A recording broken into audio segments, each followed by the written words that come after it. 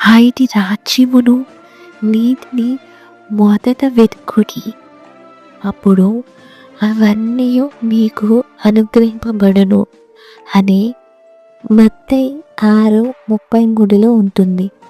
మనం తరచూ ఈ వాక్యాన్ని వింటుంటాం, ఆయన రాజ్యంని నీతిని వెతుకుడి అని. చాలామంది అనుకుంటారు, ఏంటి ఆయన రాజ్యాన్ని వెతకాలి అని. ఇది నా జీవితంలో ఒక చిన్న సాక్ష్యంలాగా ఎలా నెరవేరిందో మీకు చెప్తాను. నేను తెలుగులో చాలా వీక్, ఎంతంటే 100కి 15 మార్క్స్ వచ్చేంత. మా ప్రిన్సిపలే మా తెలుగు టీచర్. ఇంటర్ ఫస్ట్ ఇయర్లో ఈ విధంగా మార్క్స్ వచ్చేవి నాకు.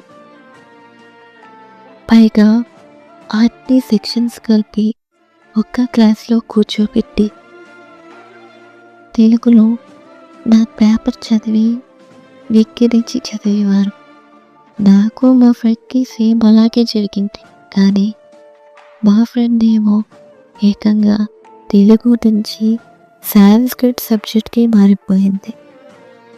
నేను అలా విందామా అని ఆలోచించాను. కానీ ఒకసారి ప్రయత్నిద్దాం అనుకున్నాను. దేవుని అడిగాను, మా ఫ్రెండ్ని అంటే తెలుగు బాగా వచ్చిన వేరే అమ్మాయిని అడిగాను, చదవడం రాయడం అడిగాను. కానీ రాయాల్సింది చదవాల్సింది నేనే కదా. సరే అని తెలుగు ప్రిపేర్ అవ్వడం స్టార్ట్ చేశాను. Next day Telugu exam. Evening ఏమో మా మమ్మీ ప్రేయర్ మీటింగ్కి వెళ్దామని. తెలుగే రాదు, ఈ టైంలో వెళ్తే నాకు మార్క్స్ ఏమైనా వస్తాయా అని రానంటాను.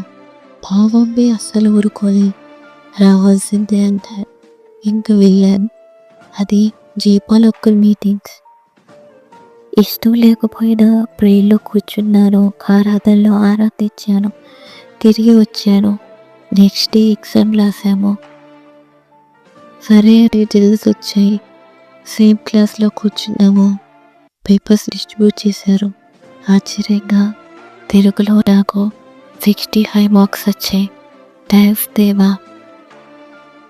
మనం దేవునికి అంటే దేవుని సన్నిధికి ప్రాధాన్యత ఇస్తే ఆయన మనల్ని ఎప్పుడూ తలదించుకోనివ్వడు. తల్లిదండ్రులు కొన్నిసార్లు మనల్ని దేవుని మార్గంలో నడిపిస్తే మనకు నచ్చకపోవచ్చు, కానీ అది మన మేలుకే. దేవునికి స్తోత్రములు.